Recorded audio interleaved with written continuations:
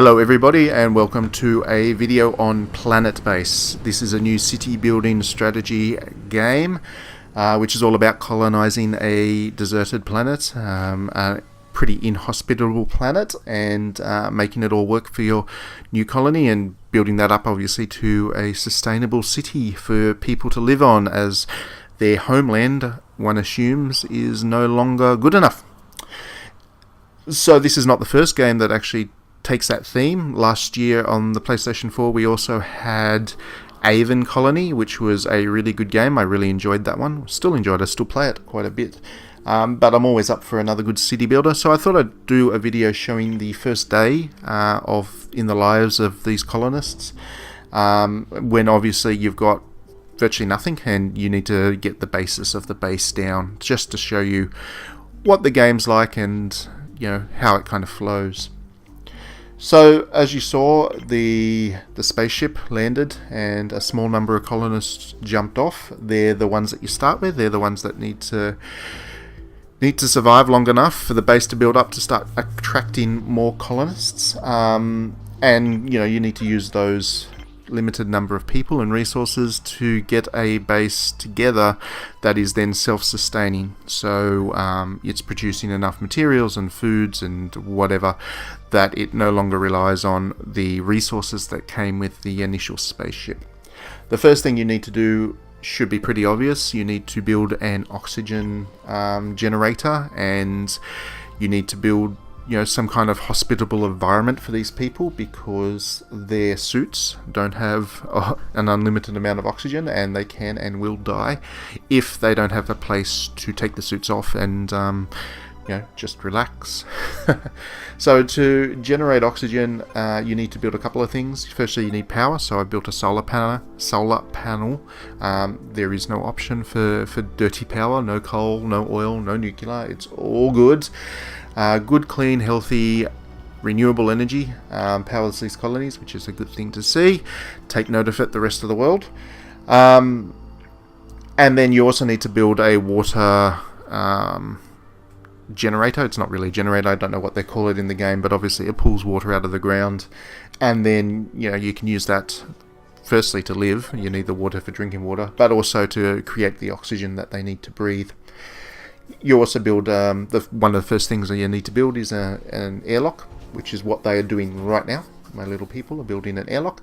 That airlock is the entrance and the exit to the colony, and as it expands you'll probably want to build more than one airlock, otherwise your people need to wander an awful long way through the entire city in order to be able to exit it and kind of get their work done, because they do need to do a bit of work outside as well.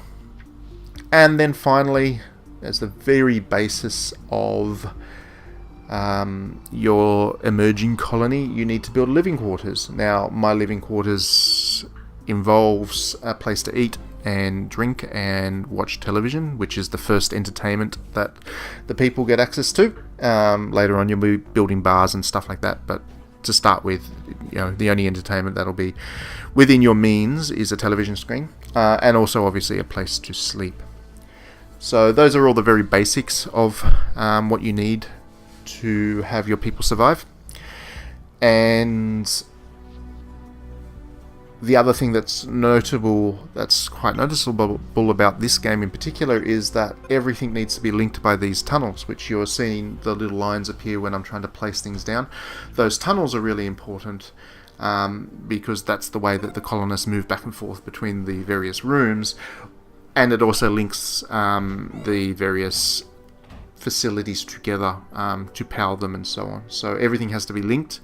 Not everything has to be linked with a tunnel. For instance, the power things that you see, they have a smaller line between them and the rest of the colony. Those are just a power connection. They're not a traversable thing. But anything where the people kind of live and work and play and whatever, that needs to be linked with proper tunnels. So now that I've got the very basics together, just in time, because the sun's about to go down, and when the sun goes down, all kinds of bad things can happen if you're not well prepared. And unfortunately, I'm not completely well prepared in this instance, because I built a solar panel first up.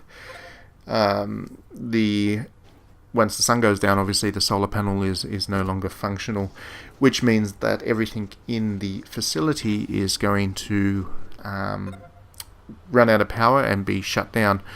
And of course, when that happens, again, oxygen becomes a real issue, and if you don't get power back in quick enough, your little people will start to die, which is not good. Not good at all. You only start with 7, and they've got a lot of work to do between them, so you can't afford to lose any of them. As you can see, now the sun's down, the solar panel's no longer working. There's actually no wind being generated either, so the wind generator that I also built is not providing any power.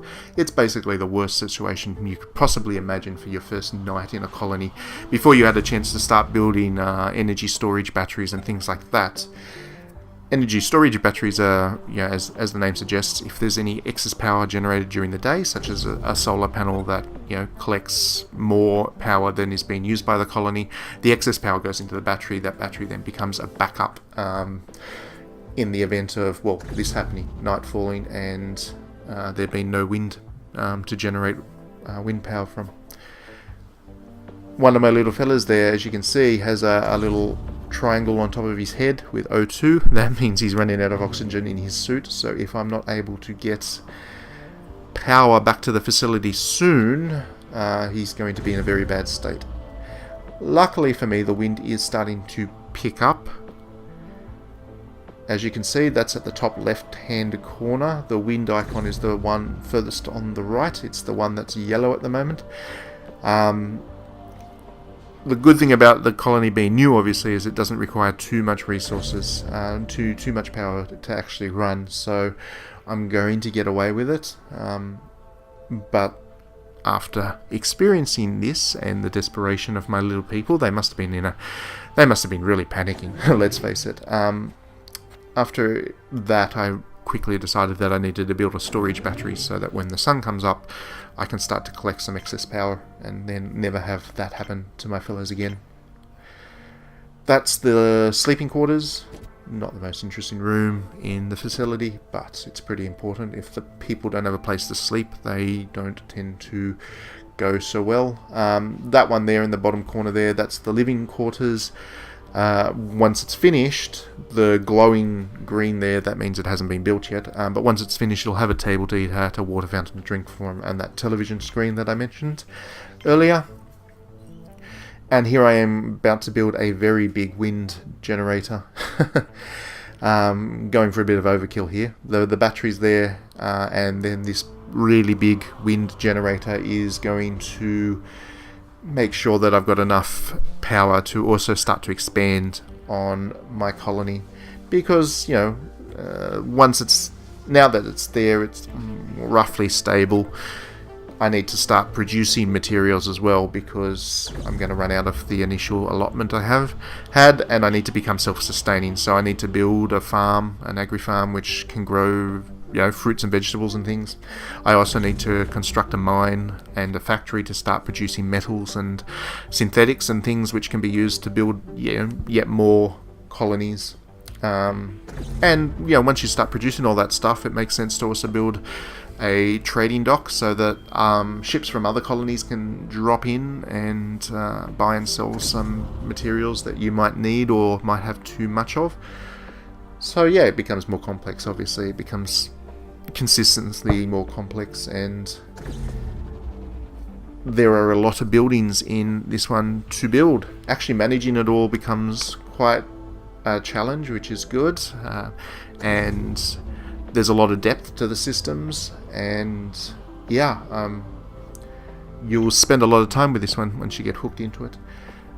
I'm playing at the lowest speed setting. Of course, as the game gets bigger, you'll have more to do, and that'll keep you busy. But you can, in these early stages, you can speed the pace of everything up if you find it a bit sedate. So I'm just keeping it on the lowest speed to really show you what I'm doing.